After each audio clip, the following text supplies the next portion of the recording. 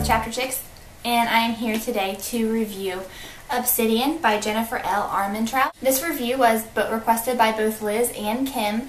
If you have any books that you want to request either I or Stacy review, we have a little form on our blog in one of the sidebars that you can fill out, and it goes into a Google Doc. That way it's much easier for Stacy and I to keep track of the reviews that we've done and the reviews that are requested, because I keep losing my list of reviews. So if you have a book that you want me to review, then just go onto our blog at www.chapterchicks.com and you can request it there. But like I said, Obsidian was requested by Kim and Liz. I gave this book a great rating. I really loved it. I had a lot of fun with reading it. It kind of got me back into my reading mood. It was also one of my favorite reads of the year so far. It was released May 8th of 2012 by Entangled Teen Publishing. It is the first book in the Lux series, and there are 361 pages in the US paperback edition. This book is about a young girl named Katie. Her father has recently passed away, so her and her mother moved to West Virginia to get a fresh start. And Katie is the kind of person who usually is very reserved, very like a homebody, and she actually has a YA book blog called Katie's Book Obsession, I think. Let me check really fast. Yeah, Katie's Crazy Obsession. And she reviews YA books, and so she spends most of her time reading and doing those things like that. So her mother encourages her to go try to make new friends, and Katie has a little bit of trouble doing this, but decides to go over and ask the neighbors where the local store is, because she wants to go grocery shopping to get the groceries for the house. And when she goes and introduces herself to her neighbor, it's a very attractive male named Damon. And he is very rude to her. So she goes to the store very flustered, unsure of why he's so mean to her, and accidentally runs into his sister, and his sister's name is Dee, I think, Dee. She runs into Dee and they become fast friends, so slowly Damon and Katie have to put up with each other. But when Katie finds herself in some serious trouble, Damon freezes time and saves her life.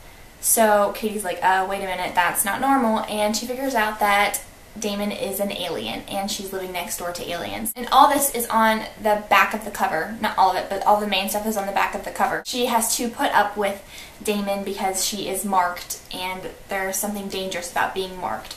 So it's a very good book. I really enjoyed it. It's very different than anything that I've read. I think I've read one alien book, and it wasn't my favorite, but this one is definitely one of my new favorite books. I love their take on aliens. It's not some weird, crazy thing. I was immediately intrigued by the fact that Katie was a book blogger. It was so fun because, as you know, I'm a book blogger. You're watching my booktube blogging thing. So it was very cool to read about a YA character that is a book blogger and then has something insane like this happen to her, because you know how many book bloggers and YA readers don't want something like this to happen to them. So it was a lot of fun to read about. They actually say stuff like waiting on Wednesdays and in my mailbox in the book. And if you're a book blogger, you know those are two very big memes on book blogging and booktubing. So I thought that was really fun that she actually incorporated stuff like that. And I don't know if Jennifer is a book blogger herself or how she got all this information, but I loved it. That was one of my favorite parts. Immediately intrigued by it. I felt like Katie was an incredibly realistic main character as well, and that really drew me to the story because I'm a big character person, and I really hate when books have really strong female characters with no vulnerability whatsoever, because everybody, even men and strong women, have vulnerability, and I understand that it's a good role model to have strong female characters.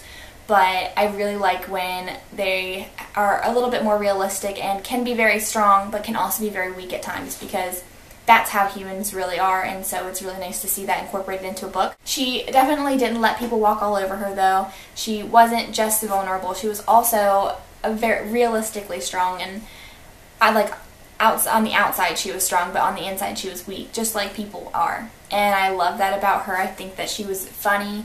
I loved reading her commentary, and I think that she was an incredibly awesome main character. I also really loved Damon. He is my favorite male character that I've read this year, I think. He reminds me a lot of Edward, but in a different way. And So if you're someone who doesn't like Twilight, don't let that like defer you from this book. Don't let it hinder your opinion on picking it up. But he definitely did remind me of a different, new evolved kind of version of Edward. This book did have a lot of parallels to Twilight in the beginning, but after that it completely switches off and does its own thing. It has nothing to do with vampires or anything like that. So there were some parts that were related to Twilight. At first you felt like there might be a little bit of insta romance going on. It kind of goes away really quickly, so it's not, and I really have a problem with insta romance, so it was nice that it didn't incorporate it like I thought it was going to at first. There was, Damon's a very mean character, so that kind of parallels to Twilight because Edward was mean at first as well. There's a couple of scenes that happen in the woods, and at first I thought that was going to be way similar to Twilight, but again, Jennifer takes it in a different direction. And there was also the whole, like, I'm not human, I'm not good for you kind of thing, but again, different. It has some of the same elements as Twilight, but it's done in a very good way. I don't want to say better way, just a very different way. I am dying for the second installment in this novel. I think it might already be out, but I'm not sure. Onyx, I think it's supposed to come out this... Yeah, I think it's already out. I think it came out this summer, but I'm not sure.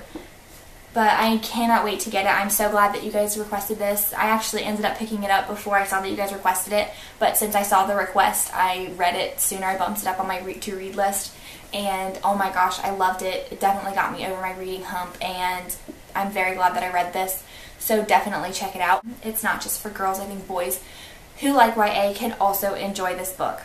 All in all, definitely check this out. It's one of my favorites of the year, possibly one of my favorites so far. I gotta see how the series goes. But I gave it a great rating, so you know that means it's good. I'm Jessica with Chapter Chicks, and this is my review over Obsidian, and this chapter was for you.